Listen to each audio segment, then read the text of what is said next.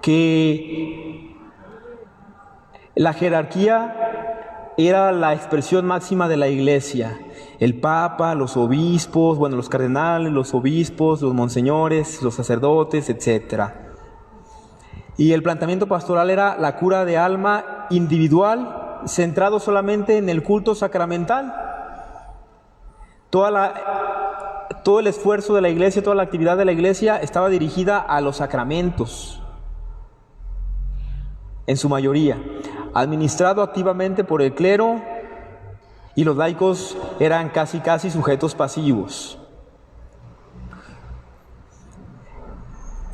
La acción pastoral era la catequesis, las misiones, los retiros, ejercicios espirituales, etc., para asegurar una digna recepción de los sacramentos.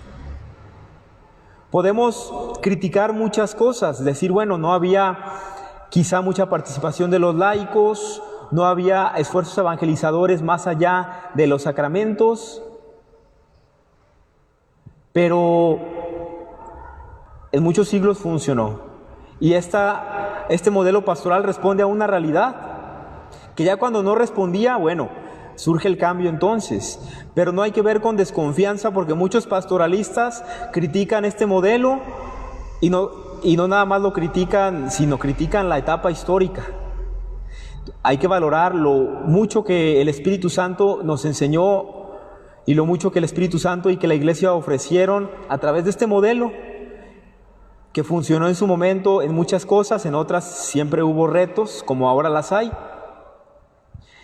Después viene un modelo como transitorio, que fue en el momento del concilio y los años siguientes.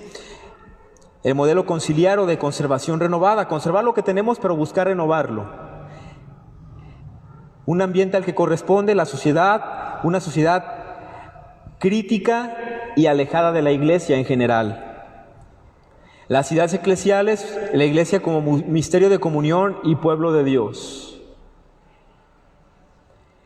Un planteamiento pastoral buscando el surgimiento de grupos y movimientos pastorales y acciones pastorales concretas como eucaristías participadas, ya decíamos, en el idioma de cada uno, de cara al pueblo. El párroco impulsa las pastorales y los ministerios, pero todavía hay mucha dependencia a los pastores. Es un modelo que quiere dar respuestas a los nuevos retos y que se va a ir estableciendo poco a poco hasta llegar a este modelo, un modelo posconciliar, pastoral de misión y de nueva evangelización, que es el que tratamos de asimilar y tratamos de actualizar, de llevar a cabo en el presente. ¿Por qué? Porque hay una crisis de fe. Muchos abandonan la Iglesia y la fe, y los sacramentos, lamentablemente, en muchos casos, no en todos, se han convertido en eventos sociales. La idea de base es que la Iglesia existe para evangelizar. Ya nos decía el Papa Pablo VI en Evangelii Nuntiandi, es la identidad más profunda de la Iglesia, evangelizar. La Iglesia no existe para otra cosa.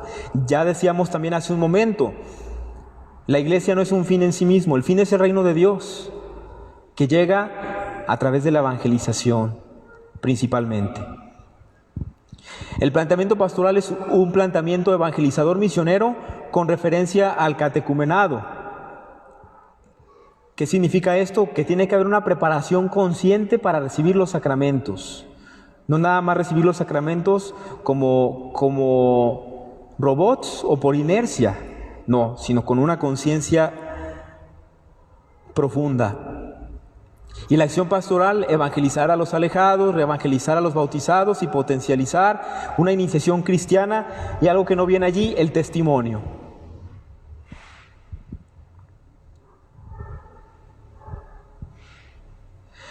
Seguimos hablando de la conversión. ¿Cómo tiene que ser la conversión? Gradual y flexible.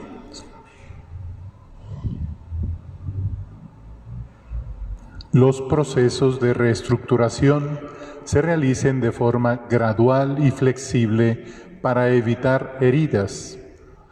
Gradualidad es el resultado del indispensable discernimiento que implica un proceso histórico, plazo de tiempo y de etapas, verificación, correcciones, pruebas, aprobaciones ad experimentum. Por ejemplo, el Papa en la reforma de la Curia Romana. No forzar los tiempos con reformas genéricas que no están basadas en la realidad. Gracias. No es cambiar por cambiar.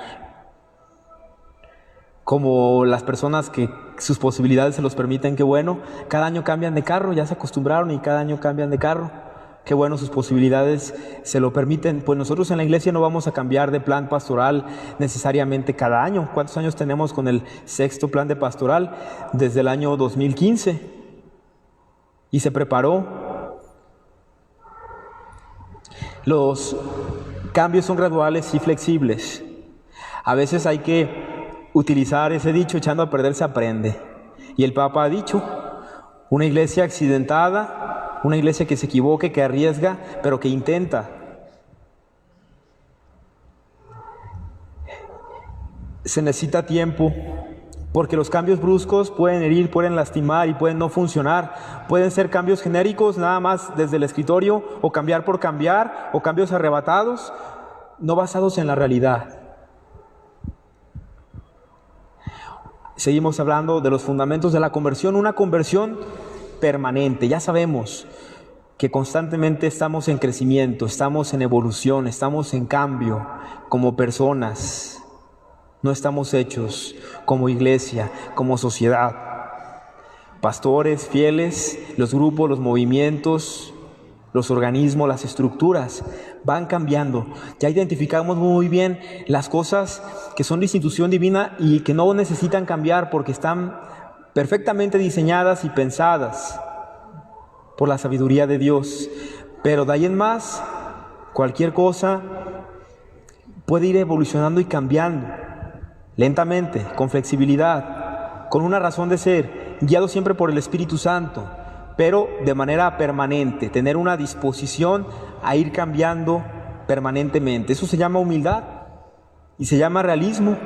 Nadie nos la sabemos de todas, y vamos aprendiendo en el camino. Y cometemos errores siempre, pero con la ayuda del Espíritu Santo vamos saliendo adelante de esos errores y vamos avanzando y creciendo como personas, como individuos, como sociedad, como comunidad cristiana, como iglesia.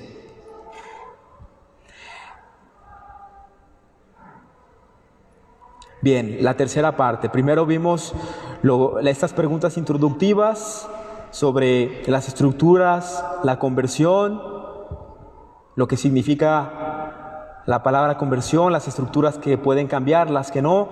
Ya en el segundo momento vimos algunos fundamentos de la conversión, una conversión gradual, flexible, permanente, una visión optimista de la realidad, del pasado y del presente y del futuro.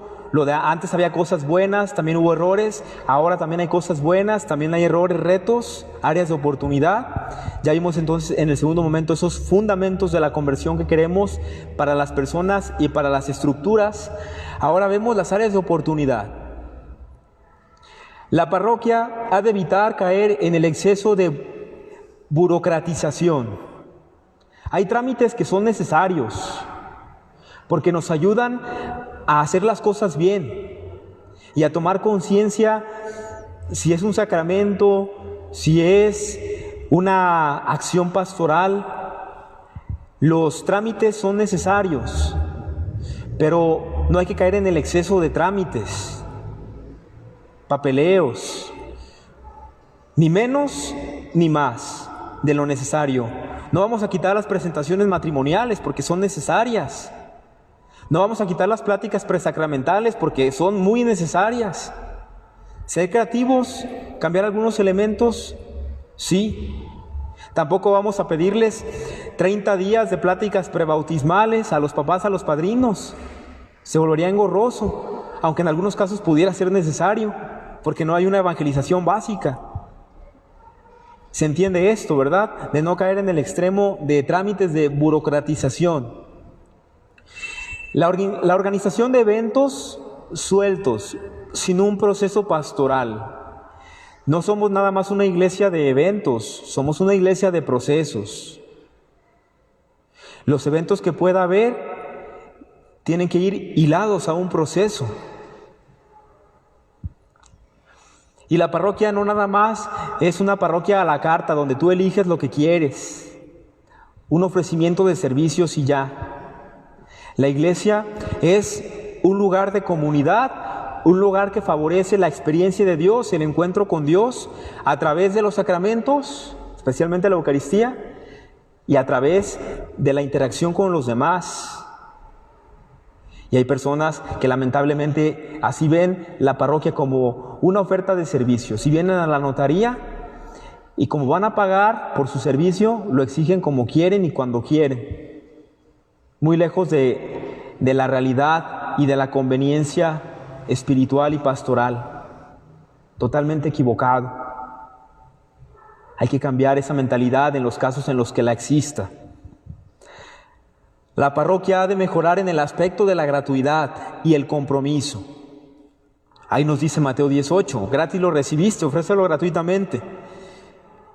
Entre otras cosas, no negociar con la vida sacramental. No dar la impresión de que la celebración de los sacramentos, la Eucaristía especialmente, y otras acciones están sujetas a tarifas. Hay flexibilidad. La iglesia necesita ingresos económicos para subsistir y para seguir desarrollando las actividades de evangelización, por supuesto. Pero lo económico tampoco ha de ser un impedimento cuando una persona necesita un sacramento y no puede ofrecer la cooperación que se pide para el sustento de la parroquia y para las actividades pastorales. Pero, por otra parte, cada miembro de la comunidad ha de sentirse responsable y directamente involucrado en sustentar las necesidades de la iglesia, necesidades pastorales, y necesidades económicas, y necesidades espirituales. Necesidades espirituales, orando por la iglesia, por los sacerdotes, por los agentes de pastoral, por nuestros barrios. Necesidades económicas, apoyando, trabajando. Necesidades pastorales con compromiso. Necesidades de testimonio, asumiendo la vida cristiana, cumpliendo los mandamientos. Muy bien. Y entre algunas otras que pudiéramos nosotros ver, necesidades concretas de conversión de nuestras estructuras parroquiales, diocesanas, pero también de nuestra vida personal, de nuestra vida familiar, de nuestra manera de entender y de asumir y de encarnar el Evangelio cada día. Esta tercera parte del tema es la más breve aquí en la exposición, pero es la más extensa porque es la que nos corresponde a cada uno de nosotros. Aquí concluimos. ¿Alguno de ustedes quisiera compartir alguna opinión o compartir alguna pregunta?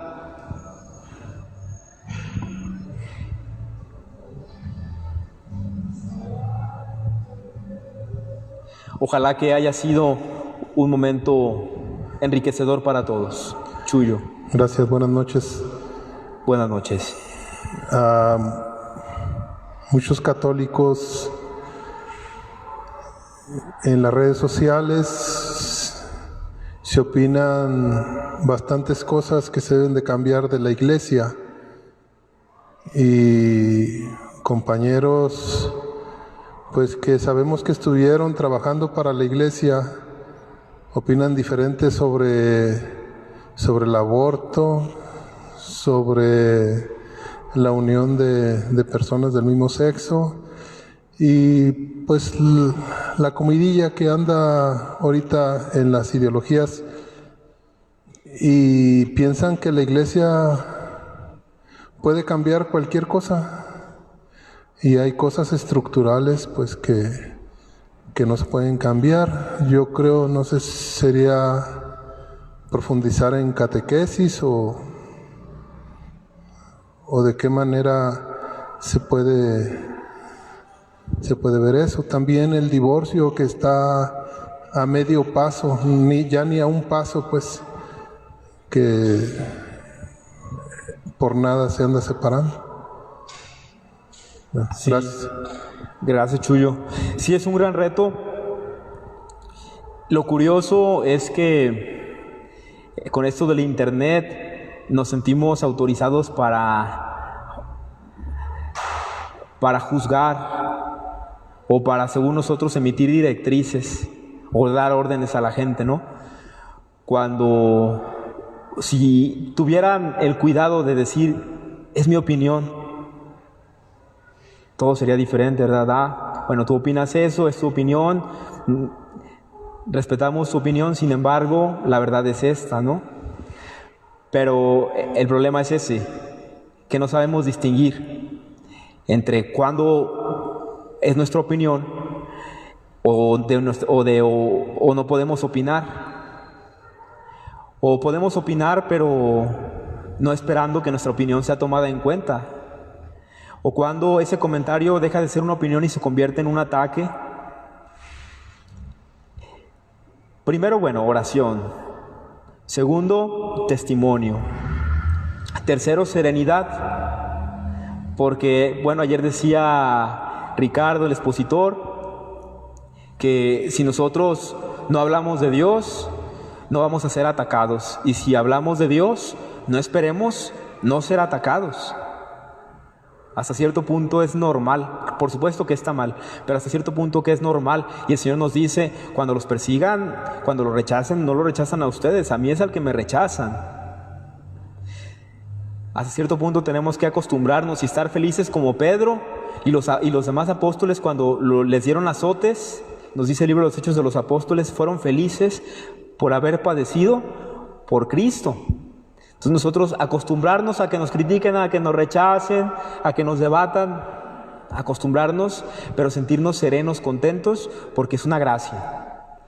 Pero sí falta mucho de catequesis y hay que hacerlo en nuestras posibilidades. Oración, testimonio, pero esta otra parte de la alegría y de la serenidad que nos da, pues que estamos siendo heraldos de la verdad. ¿Alguien más?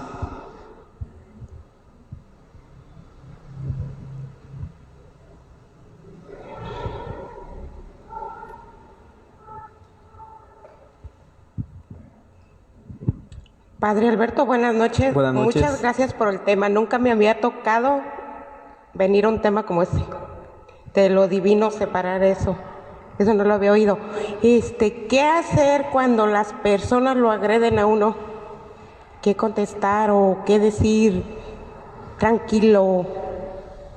Cuando viene uno a misa o viene uno a las pláticas o cualquier evento, ¿cómo qué se puede responder para no sentir la impotencia de que no lo agredan, nomás porque viene uno a misa, porque viene uno a las pláticas? El Señor nos responde cuando dice, no se preocupen por lo que tienen que responder, el Espíritu les va a inspirar. Y esa impotencia, yo creo que por un lado es humana, pero por otro lado también es una piedra de tropiezo del demonio, porque como decíamos, los frutos del Espíritu son el gozo, la paz, aún en las dificultades, aún en la persecución. Entonces hay que cultivar más, dejar más al Espíritu Santo que nos deje ese gozo, que aunque nos peleen, nos ofenda, nosotros sentirnos contentos. No sentirnos obligados a responder algo. Hay veces que sí hay que responder y hay veces que no. El Señor Jesús, en su mismo juicio, hace las dos cosas. Se quedó callado mucho rato. Y le pregunta a Pilato, ¿a mí no me respondes? ¿Que no sabes que tengo poder para soltarte o para quitarte la vida? Y Jesús le dice, no tienes más poder que el que mi Padre te ha dado. Y en otro momento, cuando bofetean a Jesús, Jesús le responde y les dice, ¿por qué me golpeas? Si he hablado mal, dime en qué. Y si no, ¿por qué me estás golpeando? Entonces, en algún momento hay que defendernos. Y en algún momento hay que ignorar y apechugar. El Espíritu Santo nos va a guiar. Y hay que ser perspicaces y recibir la prudencia que nos viene del Espíritu Santo para discernir cuando hay una persona que tiene apertura para dialogar y aunque piensa diferente que tú, te va a escuchar y va a decir, interesante lo que me dices, pero yo tengo mi opinión. Ese es un diálogo. O cuando la persona quiere pelear y quiere debatir. Cuando la persona quiere pelear y quiere debatir, ni pierdas tu tiempo. Porque lo que tú le digas, esa persona va a rechazarlo de una y mil maneras. Buenas noches. Buenas noches. Yo en lo particular, como el barrio en el que estoy, de San Juan Evangelista 2, tengo personas, vecinos, que me han abordado en preguntarme cuánto cuesta un bautizo, cuánto cuesta un matrimonio. Y yo les he contestado que no tienen costo. Les he contestado que los sacramentos no se venden. Tienen un compromiso de quienes los van a recibir. Y el que los va a dar, o sea, el emisor, en ese caso los sacerdotes, pues ellos son los formadores, pero no es que estén cobrando los sacramentos, ¿verdad? Y cuando me hacen la mención de las pláticas, me dicen que si se pueden pagar también. Digo, no, tampoco tienen costo. Las pláticas no tienen costo. Entonces me dicen, ¿por qué en alguna comunidad dentro de aquí las pláticas no son tan fuertes como aquí? O sea, que son muy cargadas. Te digo, yo desconozco a qué le llaman cargados, ¿verdad? También desconozco quiénes las imparten, no tengo conocimiento. Pero dice, no, es que para qué tanta plática, de todos modos uno, si se va a casar, se casa, se va a divorciar, se divorcia. O sea, esa mentalidad tan pobre, tan baja, ¿no? Que lo que quieren es casarse, con pláticas o sin pláticas. Y pues yo lo que me he cuestionado, ¿por qué si aquí el Espíritu Santo tiene pláticas para los sacramentos en diferentes tiempos, por qué Familia de Nazaret las pláticas de matrimonio son menos días que aquí? Y que en la Tusanía, que nada más antes de bautizar les dan una intromisión, una cosa así. Entonces aquí el sacerdote hace bien cansado el asunto y, o sea, mucha inconformidad de eso. Y sí, o sea, así como el catecismo de los niños, que tienen los libros del 1 al 6, ¿verdad? Y ¿por qué digo? ¿Por qué no sé si me estoy revolviendo mucho? Ya estoy cantinfleando, perdón. ¿Por qué si aquí son 3 días de pláticas matrimoniales, por qué no en todos los templos son 3 días? Sí. O sea, porque son autónomos. Mira, hay una estructura diocesana. Hay una estructura, hay un contenido diocesano fundamentado, por supuesto, en la palabra de Dios, en la tradición de la Iglesia, y ese contenido cada parroquia lo organiza de la manera que cree más conveniente. Se supone que cada párroco o cada sacerdote es responsable de organizarlo de manera responsable. Se modifican horarios, se puede condensar más, depende la realidad pastoral de la parroquia. Y si en algún momento algún sacerdote lo hace demasiado light, pues él es el que va a dar cuentas ante Dios. Bien.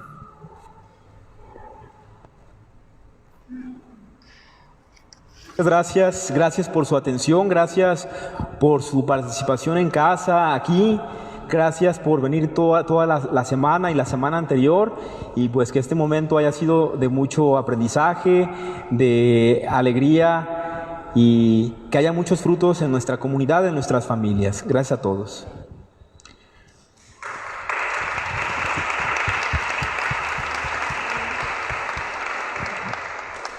Como bien lo dijiste, Padre Alberto, este punto último es el más breve en la exposición, pero el más comprometedor. Es un tema que da para mucho y precisamente es lo que queremos provocar. La conversión personal y la conversión de las estructuras. Creo que también el planteamiento inicial es fundamental. Saber qué podemos cambiar y qué no podemos cambiar, no nos corresponde a nosotros, porque viene de Dios y es voluntad de Dios. Yo les decía cuando andaba hace un par de años la ideología de género a todo lo que daba, que hasta algunos pretendían cambiar el Evangelio, pues obviamente por los mismos ejemplos que ya el Padre nos proponía. Les digo, qué curioso que si alguien quisiera tocar uno de los escritos de Platón, ninguno de los filósofos se lo permitiera, porque eso lo dijo Platón, ¿verdad? ¿Cómo vamos a cambiar la Sagrada Escritura, que es palabra de Dios? Obviamente que más bien nosotros nos tenemos que adecuar a la voluntad de Dios. No podemos poner a Dios a que haga lo que nosotros queremos. Nosotros somos los que hemos de hacer lo que Dios quiere. Y hay un punto ahí que quiero rescatar de lo que tenía el Padre en uno de los incisos que a lo mejor pasó muy rápido, que es la necesidad del discernimiento. Eso es lo que nos va a llevar a una verdadera conversión. Saber y discernir lo que Dios quiere para cada persona, para cada familia, para cada comunidad, para cada parroquia y también para la misión de la Iglesia Universal. Y claro, en el caminar nos tropezamos, pero como somos hermanos caritativos todos, nos ayudamos a levantarnos y tenemos caridad y compasión unos con otros. Bueno, eso es parte del crecimiento. Muchas gracias, Padre Alberto.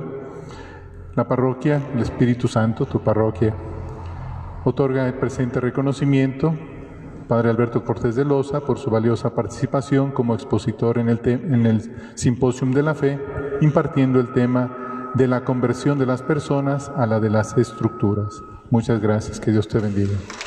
Gracias. Gracias, señor cura, gracias a todos ustedes, gracias a Dios, que Él es el que ha llevado esta obra, esta nueva manera de hacer misión, ¿verdad?, de nuestra parroquia. Que todos tengan muy bonita noche y que el Espíritu Santo nos siga guiando a la verdad plena. Gracias. Sí, antes de que tú mismo nos des la bendición, vamos a invitarlos para el día de mañana al concierto de alabanza con Jorge Rasura, que será el encargado de guiarnos en esa alabanza para el Señor nuestro Dios. El Señor esté con ustedes. La bendición de Dios Todopoderoso, Padre, Hijo y Espíritu Santo, descienda sobre ustedes y permanezca para siempre. Que todos tengan muy buenas noches. Gracias a todos. Hasta mañana, Dios mediante. Buenas noches.